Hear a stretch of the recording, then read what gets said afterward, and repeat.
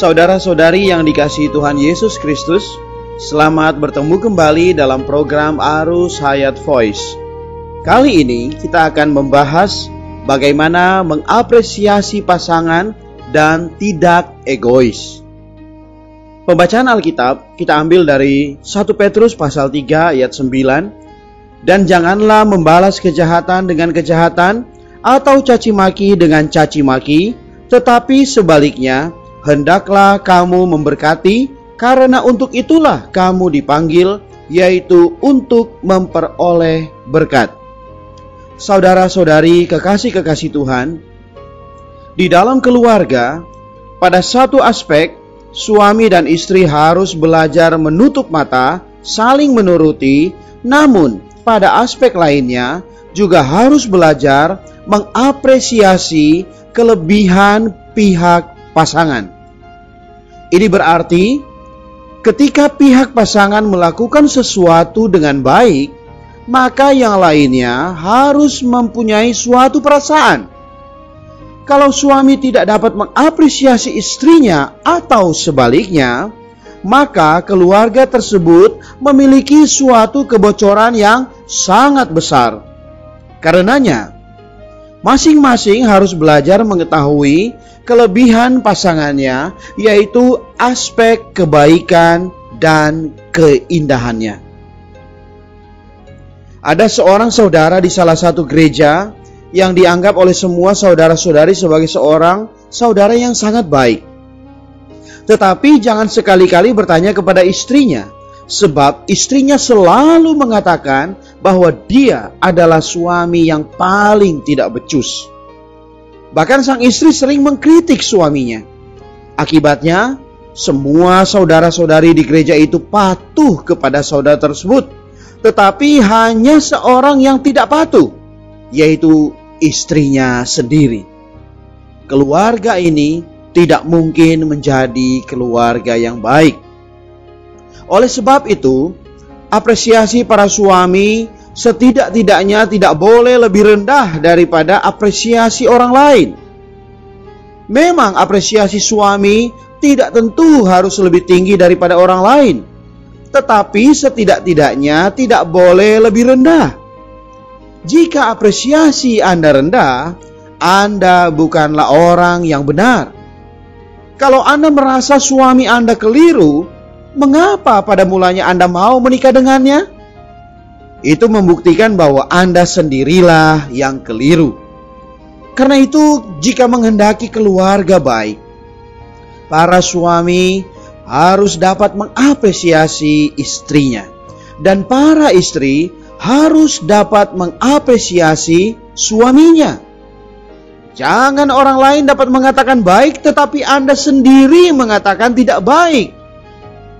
Anda harus memperhatikan kelebihannya dan merasakan kebaikannya.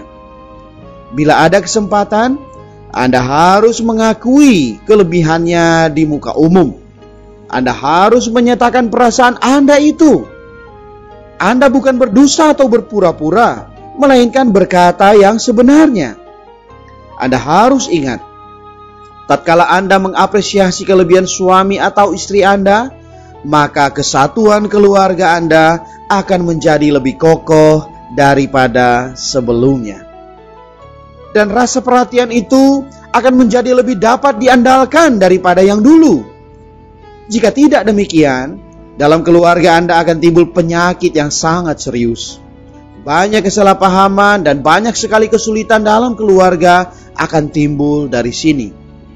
Ingatlah, perkataan-perkataan yang baik sangat diperlukan dan harus banyak diucapkan di dalam keluarga. Kita harus belajar agar banyak mengucapkan kata-kata yang baik, yaitu belajar mengapresiasi istri atau suami kita. Ada kalanya harus menyatakan kepada pihak pasangan, bahkan ada kalanya harus diakui di muka umum. Dengan demikian, banyak masalah keluarga dapat ditanggulangi. Selanjutnya, satu syarat lain lagi yang sangat penting di dalam keluarga, yaitu tidak boleh egois. Ada seorang pendeta di Amerika dalam seumur hidupnya pernah menangani upacara pernikahan sebanyak 750 kali lebih.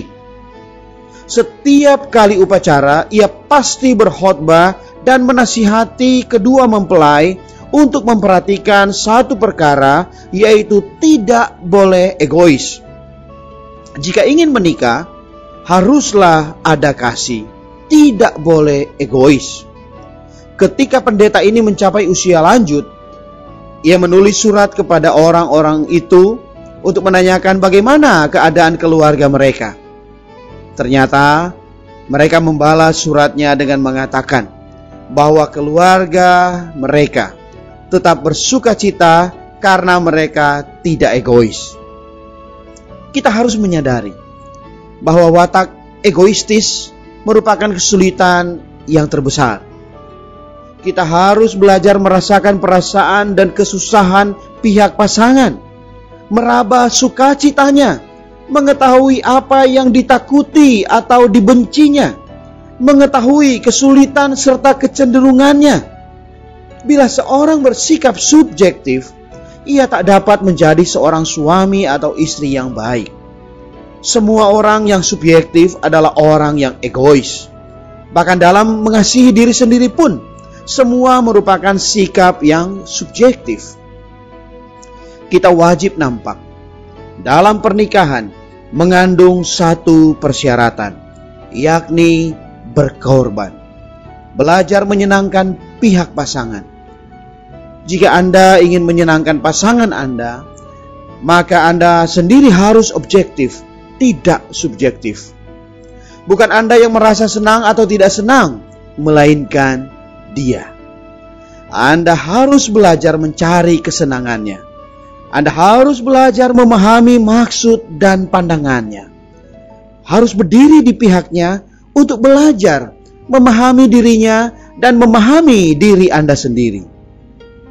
Harus belajar sedapat mungkin mengorbankan perasaan, opini, dan pandangan Anda sendiri. Carilah pengertian, pengorbanan, dan kasih. Dengan demikian, kesulitan keluarga Anda akan sedikit sekali. Pernikahan bukanlah untuk mencari keuntungan diri sendiri. Jangan menjadikan diri sendiri sebagai pusat alam semesta, sehingga diri sendiri yang harus disenangkan hatinya dan orang lain menjadi budaknya. Jika demikian, maka pernikahan itu akan gagal. Semoga kita memperhatikan dan lebih banyak belajar di dalam hal ini. Tuhan memberkati. Mari kita berdoa. Tuhan Yesus, Bapa kami yang berdaulat, kami mengucap syukur atas pasangan yang Engkau telah berikan kepada kami. Kiranya kasih-Mu memampukan kami melihat kelebihan pasangan kami, sehingga kami dapat saling mengapresiasi dan saling mengucapkan perkataan-perkataan yang baik. Kami juga mau belajar berkorban, mematikan ego dan tidak subjektif, agar kami dapat memiliki pernikahan yang penuh sukacita. Oh Tuhan Yesus, kiranya damai sejahtera-Mu yang melampaui segala akal memelihara hati dan pikiran kami semua. Amin. Demikianlah firman Tuhan. Sampai bertemu di kesempatan berikutnya. Kasih karunia-Nya menyertai kita semua.